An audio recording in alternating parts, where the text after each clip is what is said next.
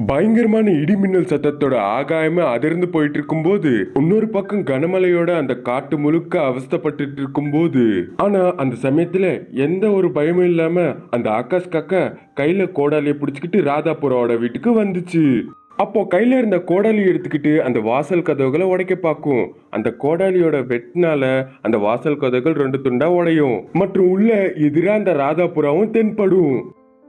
ஏன் சிட்டியா ராதா, இன்னும் நான் எவ்வளோ கஷ்டப்படணுமோ உன்னை தூக்கத்திலேருந்து எழுப்புறதுக்குன்னு நான் நினச்சிட்டு இருக்கேன். ஆனால் நீ என்னுடைய ஒரே கோடாலி வீட்டுக்கே முழிச்சுக்கிட்டியல்ல. அப்படி சொல்லிட்டு இருக்கும்போது அந்த ராதாபுரா கையில கோடாலி பிடிச்சிட்டு இருக்கிற ஆகாஷ் காக்காவை பார்த்து பயந்துக்கிட்டு, இந்த விதமா பண்றது சரி கிடையாது ஆகாஷ் காக்கா. ஏதாச்சும் இருந்தா நம்ம நாளைக்கு காலையில பேசிக்கலாம். இப்ப நீ தயவு செஞ்சு என்னுடைய வீட்டுக்கு போ. நான் ஒழுங்கு மரியாதையாக சொல்கிறேன் ராதா. பசங்களுக்காக என்னுடைய மனைவி உங்ககிட்ட சேர்த்து வச்ச காசை என் கையில் கொடு. அப்படி கொடுத்தீங்கன்னா தேவதான் நினச்சி கையெடுத்து கும்பிட்டு இங்கேருந்து கிளம்பிடுவேன். ஒரு வேலை இல்லைன்னா உன் தலையை துண்டா வெட்டி அந்த காசை எடுத்துட்டு போவேன். ஆகாஷ் தயவு செஞ்சு புரிஞ்சுக்கோ, காவியா எனக்கு எந்த ஒரு காசும் தரவே இல்லை. அவ தினமும் போற கூலி வேலைகள்ல இருந்து வந்த காசு எல்லாத்தையும் உனக்கு தானே தந்துட்டு இருக்கா. அப்புறம் என்கிட்ட காசு எப்படி ஒழிச்சு வைப்ப? நீயே கொஞ்சம் யோசிச்சு பாரு. அடடா, இந்த பெண்கள் எல்லாமே சொல்லி வச்ச மாதிரி ஒரே வாக்கு மேல இருப்பீங்க. ஆனா இந்த விதமா சொல்லி வச்ச வாக்குல இருக்கிறது எங்களை மாதிரி ஆம்பளைங்களுக்கு எதுக்கு அமைய மாட்டீங்களோ? அதெல்லாம் எனக்கு தெரியாது ஆகாஷ். தயவு செஞ்சு இங்க இருந்து கிளம்பி, ஏதாச்சும் இருந்தா நாளைக்கு நம்ம பேசிக்கலாம். நீ எவ்வளவு சொன்னாலும் நான் கேட்க போறதில்ல. எனக்கு காசு தான் வேணும், மரியாதையா கொடு. ஐயோ ஆகாஷ் காக்கா, என்கிட்ட காவிய குருவி எந்த ஒரு காசும் கொடுத்து ஒழிச்சு வைக்க சொல்லல. நான் சொல்றது தயவு செஞ்சு புரிஞ்சுக்கோ. ஏன் நீ நல்ல விதமா கேட்டா தர்ற மாதிரி எனக்கு தெரியல. அப்படி சொல்லிட்டு கையில இருந்த கோடாலியை தூக்கி அந்த ராதாபுரா மேல தாக்குதல் நடத்த கிட்ட வரும். அப்ப ராதாபுரா அங்க இருந்து தப்பிச்சுட்டு ஓடி போயிட்டு இருக்கும். ஆனா அந்த கோடாலியோட வெட்டு அந்த புறாவோட ரெக்கை மேல அடி விழும்.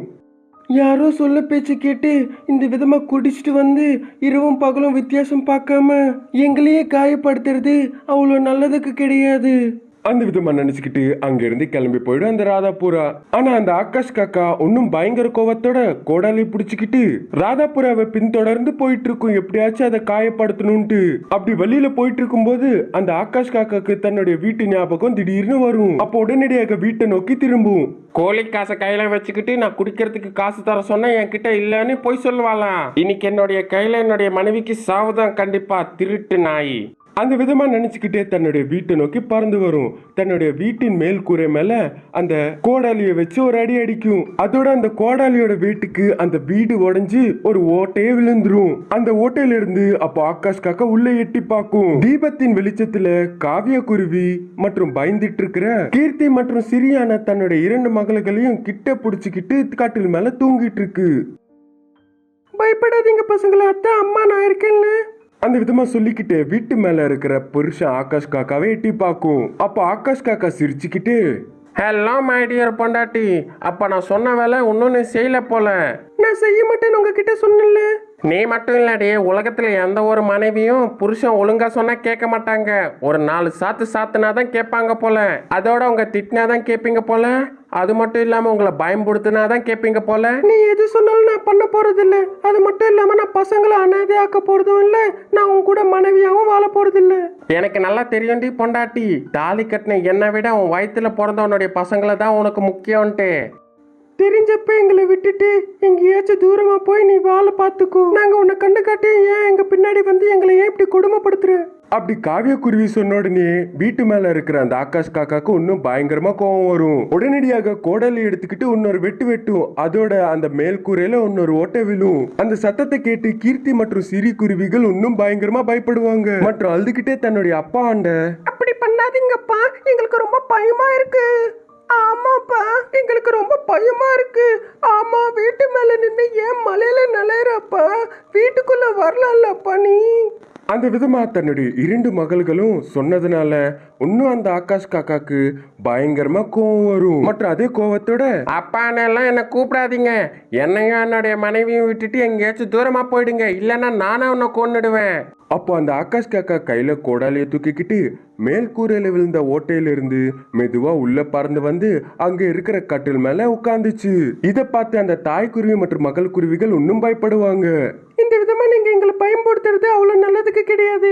ஏதாச்சும் இருந்தா நாளைக்கு நம்ம பேசிக்கலாம். தயவு செஞ்சு நீங்க தூங்குங்க. நான் ஒன்னும் இங்க தூங்குறதுக்கு வரல காவியா. நீ பசங்களுக்காக சேர்த்து வச்சிட்டு இருக்கிற காசை எனக்கு கொடு. உன்னையும் பசங்களையும் விட்டுட்டு அந்த காசை வச்சுட்டு நான் ஃபுல்லா குடிச்சிட்டு எங்கேயாச்சும் மட்டையாய் கீழே விழுந்துடுறேன். அப்போ உனக்கு என்கிட்ட இருந்த எந்த விதமான தொந்தரவும் இருக்காது. எத்தனை வாட்டி நான் உங்களுக்கு சொல்றது, நம்மளுடைய பசங்களுக்காக நான் எந்த ஒரு காசையும் சேர்த்து வைக்கிறதே இல்லை எங்கேயுமே. தினமும் கூலி வேலையில பார்த்த காசு எல்லாத்தையும் உங்ககிட்ட தானே தரேன். எனக்கும் பொறுமை ரொம்ப கம்மியடி காவியா. மரியாதையா என்கிட்ட காசு கொடு. அப்பதான் உன்னுடைய பசங்க எல்லாரும் பொழைப்பாங்க. இல்லைன்னா பாரு. அப்படி அந்த புருஷன் காக்கா மிரட்டிட்டு இருக்கும்போது அந்த காவிய குருவி அதே சமயத்துல புத்திசாலித்தனமா யோசிச்சு, இப்பவே போய் நான் காசு கொண்டு வரேன். நீங்க இங்கேயே இருங்க. தயவு செஞ்சு பசங்களை எதுவும் பண்ணிடாதீங்க. நீ எனக்கு காசு தரும் போது நான் எதுக்காக பிள்ளைகளை கொல்லுவேன்? அந்த விதமா சொன்ன உடனே காவிய குருவி கட்டில இருந்து ஏஞ்சி பக்கத்துல இருக்கிற மிளகாத்தூள் டப்பாண்ட பறந்து வந்துச்சு. அப்போ அதுல இருந்து மிளகாத்தூள் எடுத்துக்கிட்டு பக்கத்துல இருக்கிற ஆகாஷ் காக்கா ஆண்ட வந்து அந்த மிளகாத்தூளை அதோட கண்ணுல தூவிச்சு. அதோட அந்த ஆகாஷ் காக்கா, ஐயோ என்னோட கண்ணு எரியுது எரியுது, அந்த விதமா கத்தி கூச்சல் இட்டுட்டு இருக்கும்போது அப்ப காவியக்குருவி தன்னுடைய பசங்களை அழிச்சுக்கிட்டு அந்த வீட்ல இருந்து பறந்து போயிடுச்சு. மலையில நனைஞ்சுக்கிட்டே தன்னுடைய 2 பிள்ளைகளையும் அழிச்சுக்கிட்டு பலியில போயிட்டு இருக்கும்போது ஒரு இடத்துல ஒரு மரத்தின் கிளையில கட்டி இருக்கிற ஊஞ்சல் தென்படும். அப்ப பசங்களை அழிச்சுக்கிட்டு அந்த ஊஞ்சலாண்ட வந்துச்சு. பசங்களா நீங்க ஒன்றும் பயப்படாம அந்த ஊஞ்சல்ல போய் உட்காருங்க. நான் போய் உங்க அப்பா இந்த பக்கம் வர விடாம நான் பாத்துக்கிறேன். அந்த விதமா சொல்லிட்டு ஆகாயத்துல பறந்து போய் காவியக்குருவி சுற்றி முற்றி பார்த்துட்டு இருக்கும்போது இன்னொரு பக்கம் கையில கோடாலியை பிடிச்சுக்கிட்டு ரொம்பவே ஆவேசத்தோட அந்த ஆகாஷ் காக்கா, என்னை இந்த அளவுக்கு ஏமாத்திவேன். இன்னைக்கு உன்னுடைய பிள்ளைகளை யாராலையும் காப்பாற்ற முடியாது. அப்படி நினைச்சுக்கிட்டு முன்னோக்கி பறந்து போயிட்டு இருக்கும்போது ஒரு மரத்தின் கிளையில ஆடிட்டு இருக்கிற ஊஞ்சல் தென்படும். அதோட அந்த ஆகாஷ் காக்கா ஊஞ்சலாண்ட வந்துச்சு. ஆனா ஆகாயத்துல சுற்றி முற்றி பார்த்துட்டு இருக்கிற அந்த காவிய குருவிக்கு ஊஞ்சலாண்ட வந்திருக்கிற தன்னுடைய புருஷன் தென்பட்ட உடனே அங்க இருந்து பறந்து போய் தன்னுடைய பிள்ளைகளை காப்பாத்த அங்க வந்துட்டு இருக்கும் போது அப்ப அந்த ஆகாஷ் காக்கா ராட்சச சிரிப்பு சிரிச்சுக்கிட்டே கோடாலியால அந்த ஊஞ்சலோட கயிறுகளை வெட்டிடுவான். அப்ப அந்த ஊஞ்சல் சறுக்கிக்கிட்டே வெள்ளத்துல மாட்டிக்கும். அந்த வெள்ளத்துல கீர்த்தி மற்றும் சிரி அடிச்சிட்டு போயிட்டு இருக்கும் போது அந்த ஆகாஷ் காக்கா சந்தோஷமா சிரிச்சுக்கிட்டு அப்ப அந்த காவிய குருவிய தன்னுடைய ரெக்கைகளை பிடிச்சுக்கிட்டு முன்னோக்கி இழுத்துட்டு போயிட்டு இருப்பான். ஒரு மரத்தின் கிளைகள் மேல வரிசையா கூடுகள் கட்டி வாழ்ந்துட்டு வர காக்கா, கிளி, புறா அவங்க 3 பேரும் சேர்ந்து குளிர்க்க இதமா இருக்க நெருப்ப பத்தி வச்சாங்க. ஓய் புறாவே, இத கேட்டியா நீ? அடே இது ரொம்ப அநியாயமா இருக்கு காக்கா. நீ சொல்லாமலேயே கேட்டியா நீ என்கிட்ட வந்து நேரா கேக்குற எப்படி? காக்கா சொல்ல வந்தது அது சொல்ல போற விஷயத்தை இல்லடி புறாவே, அந்த கழுகு போடுற குளிர்கால நாடகங்களை பத்தி. ஆமாடி கிளி, நீ சரியா சொன்ன. காட்டுக்குள்ள குளிர்காலம் போயிட்டு இருக்கு. எந்த ஒரு பறவையும் தன்னுடைய கூட்டை விட்டு வெளியில வர மாட்டேங்குது. அதனால கழுகுக்கும் சிக்க மாட்டேங்குது. அதோட அந்த மோசமான கழுகு தன்னுடைய வயிறு நிரப்ப இஷ்டத்துக்கு கண்டபடியா நாடகத்தை போடுது. அடே இந்த விஷயம் எனக்கும் தெரிய வந்தது. நானும் கேள்விப்பட்டிருக்கேன். ஆனா அந்த கழுகு மட்டும் இப்ப வரைக்கும் என்னோட கூட்டுக்கு வரவே இல்லை. ஒருவேளை வராதுன்னு நினைக்கிறேன். அட போடி, அப்படியெல்லாம் நினைக்க முடியாது. அது ரொம்பவே புத்திசாலித்தனமா நம்மள அடைய பாக்கும். நம்ம கொஞ்சோண்டு லேசா கேப் விட்டாலும் அதோடைய சோகமான கதையை சொல்லி நம்ம அதுக்கு அடிமையாக்கிடும். இரவு நேரத்துல தூங்குற மாதிரி நடிச்சு நம்ம தூங்கின உடனே நம்ம மேல தாக்குதல் நடத்தி இதே நெருப்பு மேல நம்மள வறுத்தெடுத்து சாப்பிட்டுக்கிட்டே தன்னுடைய பசியை தீர்த்துக்கும் அந்த கழுகு. ஆமால, நானும் கேள்விப்பட்டேன்பா. ஒருவேளை அது என்கிட்ட வந்து நாடகம் போட்டுச்சுன்னா அதெல்லாம் நான் நம்ப மாட்டேன். மற்றும் என்னுடைய வீட்டுக்குள்ள தங்க விட மாட்டேன். நானும் அப்படி தாண்டி. கழுகு பத்தி நான் தெரிஞ்சுக்கிறப்ப அது என்னுடைய வீட்டுக்கு வந்து கதவை தட்டுச்சு. அப்போ நான் ஏற்பாடு பண்ண ஓட்டையில இருந்து பார்த்தேன். அதுல கழுகு தென்பட்டது. அதோட அவ்வளவுதான். அது எவ்வளவு தட்டினாலும் நான் கதவை திறக்கலன்னு பாத்துக்கோ. அதுக்காகவே அடிச்சு அடிச்சு சோர்ந்து போய் அங்கிருந்து கிளம்பிடுச்சு. சரி, அப்ப அது என்கிட்ட வந்திருந்ததுன்னா நானும் உங்களை மாதிரியே பண்றேன். இல்ல இல்ல, நீ எங்களை மாதிரியெல்லாம் பண்ணாத. ஒருவேளை அப்படி பண்ணினா நம்ம 3 பேரும் ஒன்னா கூட்டு சேர்ந்துட்டோன்னு அது நினைக்கும். அப்ப நம்ம 3 பேர்ல யாருக்கோ உடம்பு சரியில்லைன்னு சொல்லி நம்மள வெளியில கொண்டு வந்து நம்ம மேலேயே தாக்குதல் நடத்தும் அது. அதனால அந்த கழுகு உன்கிட்ட வந்தப்ப புதுசா ஏதாச்சும் யோசிச்சு அதுக்கு பதில் சொல்லி அங்கிருந்து அனுப்பி வச்சிருப்பா. அந்த விதமா அவங்க 3 பேரும் பேசிட்டு இருப்பாங்க. குளிர் அதிகமான உடனே அங்கிருந்து தங்களுடைய கூட்டுக்குள்ள போய் கட்டில் மேல பெட்ஷீட்டை போத்திக்கிட்டு நல்லா தூங்கிட்டு இருப்பாங்க. ஒரு நாள் அன்னைக்கு தன்னுடைய ரெக்கைக்கு காயமடைந்து கவலையோட வந்துட்டு இருக்கிற குருவி ரொம்பவே வலியோட கஷ்டப்பட்டு பறந்துகிட்டே ஒரு மரத்தின் கிளை மேல வந்து உட்காரும். தன்னுடைய காயப்பட்ட ரெக்கையிலிருந்து ரத்தம் சொட்டு சொட்டா ஊத்திட்டு இருக்கும். வேட்டைக்காரன் விட்ட அம்புல இருந்து ஏற்பட்ட காயத்திலிருந்து ரொம்பவே கஷ்டப்பட்டு தப்பிச்சு இந்த காட்டுக்குள்ள வந்திருக்கேன். சுற்றி பார்க்கும்போது இந்த காடு ரொம்பவே பெருசா இருக்கும் போல இருக்கு. இந்த காட்டுக்குள்ள எனக்கு யாரு பாதுகாப்பு கொடுப்பாங்க மற்றும் என்னுடைய காயத்துக்கு யாரு சிகிச்சை அளிப்பாங்க, அதே விதமா யாருன்னு என்ன அவங்களுடைய கூட்டுக்குள்ள கொஞ்ச நாள் தங்க வச்சுப்பாங்களோ? அப்படி கவலைப்பட்டுட்டு இருக்கும்போது அந்த வழியா தன்னுடைய பசியை தீர்க்க உணவை தேடி போயிட்டு இருக்கிற கழுகுக்கு ரத்த சுவாசனை அளிக்கும். அப்போ அது சந்தோஷப்பட்டுக்கிட்டே, அடடா எங்க இருந்தோ ரத்தத்தோட வாசனை வருது, என்னுடைய பசி இன்னைக்கு தீர போகுது. அட முதல்ல இந்த ரத்தத்தோட வாசனை எங்க இருந்து வருது? இந்த காட்டு முழுக்க தேடியாச்சு, சரி அந்த ரத்தத்தோட வாசனை எங்க இருந்து வருதுன்னு நான் கண்டிப்பாக கண்டுபிடிப்பேன் மற்றும் என்னுடைய பசியை நிரப்பிப்பேனா. அந்த விதமா ரத்தத்தோட வாசனைய மோந்து பார்த்துக்கிட்டு அந்த கழுகு அந்த வழியா போயிட்டு இருக்கும். இது எதுவும் தெரியாத அந்த குருவி காயப்பட்ட ரெக்கையோட கவலைக்கிடமான மூஞ்சியை வச்சுக்கிட்டு ரொம்பவே கஷ்டப்பட்டுக்கிட்டு, இந்த காயப்பட்ட ரெக்கைகளால இப்ப இந்த காட்டுக்குள்ள என்னால வீடு கட்ட முடியாது. கண்டிப்பா ஏதாச்சும் பறவையாண்ட போய் அதோட உதவியை கேட்டுதான் ஆகணும்னா. அப்படி யோசிச்சுக்கிட்டே சுற்றுமுற்றி பார்க்கும்போது ரத்தத்தோட வாசனையை மோந்துக்கிட்டே அந்த ராட்சச கழுகு குருவியாண்ட வந்தது மற்றும் குருவி உட்கார்ந்து இருக்கிற பக்கத்தின் மரத்து கிளை மேல உட்காரும். அதை பார்த்த குருவி ரொம்பவே பயந்து போகும். தயவு செஞ்சு என்ன எதுவும் பண்ணிடாதீங்க, என்னுடைய ரெக்கைக்கு அடிபட்டிருக்கு, நான் ரொம்பவே வருத்தத்துல இருக்கேன். பயப்படாத, கவலைப்படாத, நான் ஒன்னும் எதுவும் பண்ண மாட்டேன். என் கூடவே நீ என்னுடைய கூட்டுக்கு வா, உன்னுடைய காயத்துக்கு மருந்தளித்து நான் கட்டு கட்டுறேன் மற்றும் உணவு கூட நான் உனக்கு தரேன். அதே விதமா உனக்கு அடிப்பட்ட இடம் சரியாகிற வரைக்கும் என்னுடைய வீட்டுக்குள்ளேயே நீ தங்கலாம். யாருன்னு தெரியாதவங்க கூட என்னால எப்படி வர முடியும்? இதோ பாரு குருவி, காயப்பட்டு ரொம்பவே மோசமான நிலைமையில இருக்க, அதனால உன் மேல எனக்கு கொஞ்சம் கருணை வந்தது. அது மட்டும் இல்லாம இது குளிர்காலம், இன்னும் கொஞ்ச நேரத்துல இருட்டிடும். அந்த விதமா சமாதானப்படுத்தி பார்க்கும்போது குருவி பயத்தோட சுற்றி முற்றி பார்த்துட்டு இருக்கும். ஆமா, இந்த கழுகு சொல்றது ஒரு வகையில உண்மைதான். இன்னும் கொஞ்ச நேரத்துல சூரியன் மறைஞ்சிடும். இரவு நேரத்துல எங்கேயும் இல்லாத பனிப்பொழியும் இங்க. அந்த பயங்கரமான குளிருக்கு வீட்டுக்குள்ள தங்கிட்டு இருக்கிற எங்களாலேயே தாக்கு பிடிக்க முடியல. இனி இப்ப காயப்பட்ட ரெக்கையால உன்னால எப்படி சமாளிக்க முடியும் சொல்லு? அந்த விதமா சொன்ன உடனே குருவிக்கு கழுகு சொல்றது உண்மைதான் தோணும். ஏமாறுறவன் எப்பவுமே ஏமாத்துக்காரனை நம்புற மாதிரி இந்த குருவியும் அந்த கழுகை நம்பி தன்னுடைய கூட்டுக்கு போயிட்டு இருக்கும். இனி அது இரவு நேரம். தூங்கிட்டு இருக்கிற குருவியாண்ட அந்த கழுகு வந்திருந்தது.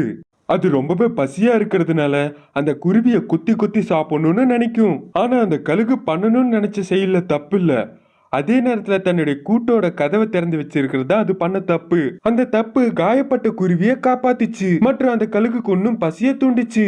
தூங்கிட்டு இருக்கிற குருவி கண்களை திறந்து அந்த கழுகோட கெட்ட எண்ணத்தை புரிஞ்சுக்கிட்டு தன்னுடைய கண்களால திறந்திருந்த ஜன்னலை பார்க்கும். அப்போ ஒரு நிமிடம் கூட தாமதம் பண்ணாம உடனடியாக அந்த திறந்திருந்த ஜன்னல்ல இருந்து தப்பிச்சு வெளியில வந்துரும். இது அனைத்தும் பார்த்து அந்த கழுகுக்கு தான் பண்ண தப்பு தெரிய வந்து தன்னை தானே அடிச்சுக்கிச்சு. அந்த குருவி தப்பிச்சு வெளியில வந்த நேரம் இரவு நேரம் ஆனதுனால ரொம்பவே குளிர் அதிகமா இருந்தது மற்றும் பனியும் பொழிஞ்சிட்டு இருந்தது. சுத்தமா அந்த குருவியால அந்த குளிர தாக்கு பிடிக்க முடியல. காப்பாத்துங்க, யாராச்சும் என்ன காப்பாத்துங்க, அந்த கழுகு என்ன சாப்பிட வருது. அப்படி சத்தமிட்டு கத்திக்கிட்டே ரொம்ப கஷ்டப்பட்டு பறந்து போயிட்டு இருக்கும் போது அந்த குருவிக்கு ஒரு மரத்தின் கிளைகள் மேல சில கூடுகள் தென்படும். அப்போ உடனடியாக அந்த கூடுகள் நடுவுல போய் சத்தமா கத்திட்டு இருக்கும். அந்த சத்தத்தை கேட்ட உடனே பூரா கிளி காக்கா கதவை திறந்து வெளியில வருவாங்க. பனியில காயப்பட்டு துடிச்சிட்டு இருக்கிற குருவி தென்படும். அதே நேரத்துல அந்த வழியா அந்த குருவியை தேடி கழுகும் பறந்து வர்றத அவங்க பாப்பாங்க. அப்போ உடனடியா தாமதம் பண்ணாம அந்த காக்கா அந்த குருவியை அழைச்சிக்கிட்டு தன்னுடைய கூட்டுக்குள்ள போய் கதவை பூட்டிடும். அந்த கழுகு அவங்க வீட்டுக்குள்ள இருக்கிற கதவுகளாண்ட வந்து அவங்களாண்ட சத்தமிட்டாலும் மற்றும் மிரட்டினாலும் அவங்க சுத்தமா கதவை திறக்கல. அந்த விதமா அந்த காக்கா அந்த குருவியை காப்பாத்திச்சு. இது இன்னைக்கான கதை. திரும்பி இன்னொரு கதையில மறுபடியும் சந்திக்கலாம். நன்றி. ஒரு அடர்ந்த காட்டுக்குள்ள ஒரு கஞ்ச பிஸ்னேரியான கொக்கு வாழ்ந்துட்டு வந்தது. அந்த கொக்குக்கு 4 குழந்தைகள் பிறந்தப்பவோ இல்ல அவங்க வளர்ந்தப்பவோ அப்படி இல்லைன்னா அவங்க கிளாஸ்ல ஃபர்ஸ்ட் வந்தப்போ இல்ல அவங்களுக்கு ஒரு நல்ல காரியம் பண்ணதுக்கோ அட இன்னைக்கு வரைக்கும் காட்டுல இருந்த எந்த ஒரு பறவைக்கும் பந்திய போட்டு விருந்து தந்ததே கிடையாது. அதனால்தான் அந்த கொக்கை எல்லாரும் கஞ்ச பிஸ்னாரி கொக்குன்னு கூப்பிடுவாங்க. எப்பப்பெல்லாம் அந்த கொக்கு தென்படுதோ விருந்து எங்கேன்னு அந்த காட்டுக்குள்ள இருக்கிற மற்ற பறவைகள் கேட்டு அதை கலாய்ச்சிட்டு இருப்பாங்க. ஒரு வாட்டி கொக்கு தன்னுடைய வீட்டுக்கு போயிட்டு இருக்கும்போது வழியில கிளி மற்றும் குருவி கொக்குக்கு எதிர் வந்து, அட என்னடி கொக்கு, உன்னுடைய கடைசி பொண்ணுக்கு ஒரு நல்ல கல்யாணம் வர நிச்சயமாச்சாமே, எங்களுக்கெல்லாம் எப்போ விருந்து தர போற நீ? அட நீ என்ன பேசுற? இந்த கொக்கு நமக்கு தர வேண்டிய விருந்தை ஒழுங்காவே இந்நாள் வரைக்கும் தரவே இல்லை. எனக்கு ஒரு சந்தேகமாவே இருக்கு. நம்ம இந்த காட்டுல வாழ்ற வரைக்கும் இந்த கஞ்ச பிஸ்னரி கொக்கு நமக்கு விருந்து தருமானே ஒரு டவுட்டு தான். அந்த விதமா மூஞ்சிக்கு நேர்லயே கலாய்ச்ச மாதிரி சொன்னதுனால அந்த கொக்கு என்ன உளர்றதுன்னு தெரியாம, அட எதுக்குடி நான் தராம இருப்பேன், கண்டிப்பா தருவேன். இப்பதான் நான் பொண்ணோட கல்யாணம் நிச்சயமா இருக்கு. எப்படியோ பொண்ணோட கல்யாணம் இங்க நடக்க போறது இல்ல, பையனோட சைடு தான் நடக்க போகுது. பையன் சைடோட வழக்கமா அது. அதனால என்னுடைய மகள் கர்ப்பிணி ஆனப்பவோ இல்ல குழந்தை பெத்தப்பவோ ஏதாச்சும் ஒரு சந்தர்ப்பம் வராம இருக்க போகுதா, அப்ப தருவேன் நான் பெரிய விருந்தா. அந்த விதமா எப்பவும் மாதிரி ஏமாத்துறதுக்கு வாய்க்கு வந்தபடி அடிச்சு விட்டுருச்சு. அப்போ அந்த கஞ்ச பிஸ்னாரி கொக்கு பத்தி தெரிஞ்ச கிளி மற்றும் குருவி இந்த விதமா கொக்காண்ட, இனி நீ திருந்த மாட்டியாடி கொக்கு, எப்பவும் இந்த மாதிரி ஏதாச்சும் ஒரு சாக்கு சொல்லி தப்பிச்சிடுற. அந்த விதமா சொல்லிட்டு எரிச்சலோட அங்க இருந்து பறந்து போயிட்டாங்க.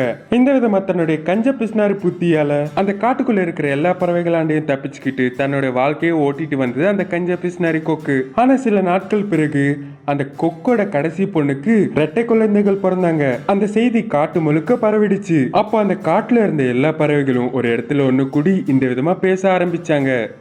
நண்பர்களே, இதுதான் ஒரு நல்ல வாய்ப்பு. எப்படியாச்சும் அந்த கஞ்ச பிஸ்னரி கொக்காண்ட இருந்து விருந்து வாங்கியே ஆகணும். ஆமா, நீ சொல்றது உண்மைதான். நம்மளுடைய வீட்டில் ஏதாச்சும் ஒரு நல்ல சுபகாரியம் நடந்ததுன்னா அந்த கொக்கோட குடும்பம் முழுக்க வந்து நம்ம வீட்டுக்குள்ள விருண்டு சாப்பிட்டு போவாங்க. ஆனா இந்நாள் வரைக்கும் அதோட வீட்டுல இருந்து எந்த ஒரு விருந்தும் நமக்கு கொடுத்ததே இல்லை அந்த கொக்கு. ஆனா அதோட கடைசி பொண்ணுக்கு இப்ப ரெட்டை குழந்தைகள் பிறந்ததுனால நம்ம அதுகிட்ட இருந்து கண்டிப்பா விருந்து வாங்கித்தான் ஆகணும். அந்த விதமா காட்டுல இருந்த எல்லா பறவைகளும் ஒரே வார்த்தையில நின்று எல்லாம் ஒண்ணு சேர்ந்து அந்த பிஸ்னாரி கொக்கோட வீட்டுக்கு போய் தங்களுடைய நிர்ணயத்தை சொல்லிட்டாங்க. அப்ப அந்த கட்டாய சூழ்நிலையில அந்த கொக்கு இந்த விதமா, சரி நண்பர்களே, நீங்க எல்லாரும் கேட்ட மாதிரியே நான் உங்களுக்கு அருமையான விருந்து ஏற்பாடு பண்றேன். அந்த விதமா சொன்ன உடனே நடுவுல புறா கொக்காண்ட, அதெல்லாம் முடியாது. நீ எங்களுடைய மூஞ்சிகளை திடீர்னு பார்த்து ஏதோ சமாளிக்கணும்னு எங்களுக்கு விருந்து தரேன்னு சொல்லி எங்களை அனுப்பிடலாம்லாம் பார்க்காத. எங்களுக்கு கட்டாயமா நீ ஒரு அருமையான விருந்தை ஏற்பாடு பண்ணணும். அதான் சரின்னு சொல்றேன்ல, உங்க வாழ்க்கையில இந்நாள் வரைக்கும் எங்கேயும் சாப்பிடாத மாதிரி ஒரு அருமையான விருந்தை நான் உங்க எல்லாருக்கும் ஏற்பாடு பண்றேன். அந்த விதமா சொல்லுச்சு. ஆனா கொக்கோட கஞ்ச பிஸ்னாரி பத்தி தெரிஞ்ச எல்லா பறவைகளும் அதோட வாக்க அவ்வளோ சீக்கிரமா நம்பவே இல்லை.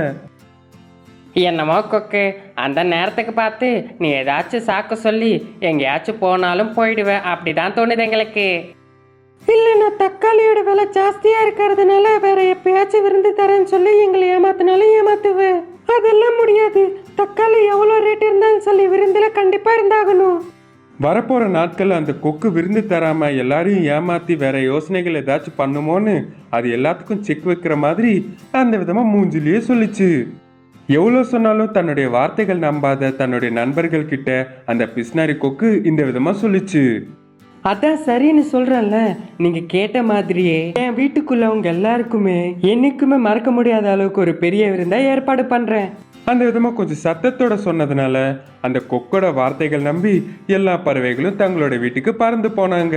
அப்போ அந்த கஞ்ச பிஸ்னாரியான கொக்கு இப்படி நினைக்கும், அட இவங்க எல்லாருக்கும் என்னாச்சு, என் கையில இருந்து அதிக பணத்தை செலவழிக்கணும்னு பெரிய பிளானோட தான் என்கிட்ட வந்திருக்காங்க.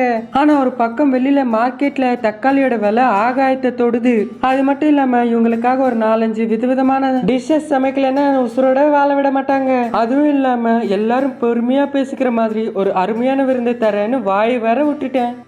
அப்படி கம்மி செலவுல ஒரு அருமையான விருந்து தரணும்னு யோசிச்சுட்டு இருக்கும் போது அந்த பிஸ்னாரி கொக்குக்கு ஒரு அருமையான யோசனை தட்டும். நிறைய பணம் செலவானாலும் பரவாயில்லன்னு காட்டுல எல்லா பறவைகளுக்கும் பிடிச்ச மாதிரி 4-5 விதமான டிஷ்ஷஸ் சமைக்க வச்சு எல்லா பறவைகளுக்கும் ஒரு அருமையான விருந்தை ஏற்பாடு பண்ணுச்சு. அப்போ வரைக்கும் அந்த கஞ்ச பிஸ்னாரி கொக்கு என்ன விருந்து தருமோன்னு டவுட்ல இருந்த எல்லா பறவைகளும் அந்த விருந்துக்கு வந்து எல்லா உணவையும் சாப்பிட்டு, அட என்னடி கொக்கு, நான் உனக்கு ஸ்பெஷலா சொன்னேன்ல தக்காளி எல்லாம் கண்டிப்பா இருந்தே ஆகணும்னு.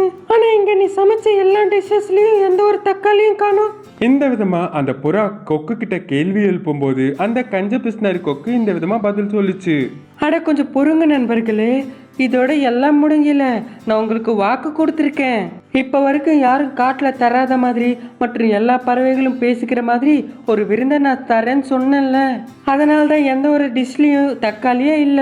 இப்ப எங்க எல்லாருக்கும் சேர்த்து ஒரு வாட்டி நான் தக்காளியோட ருசியை காமிக்கிறேன். அப்படி பறந்து போய் ஒரே ஒரு தக்காளியை கொண்டு வந்து விருந்து சாப்பிட்ற எல்லா பறவைகளும் முன்னாடி தொங்க விட்டுது.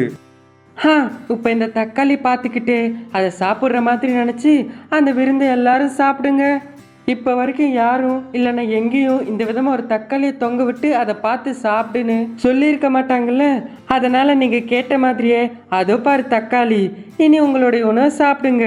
இனி என்னோட வாக்குப்படி யாரும் தர முடியாத விருந்தை ரெண்டுமே ஒரே வாட்டி கொடுத்துருக்கேன். நல்ல வயிறார சாப்பிட்டு எல்லாரும் இந்த விருந்தை பற்றி பேசிக்கோங்க.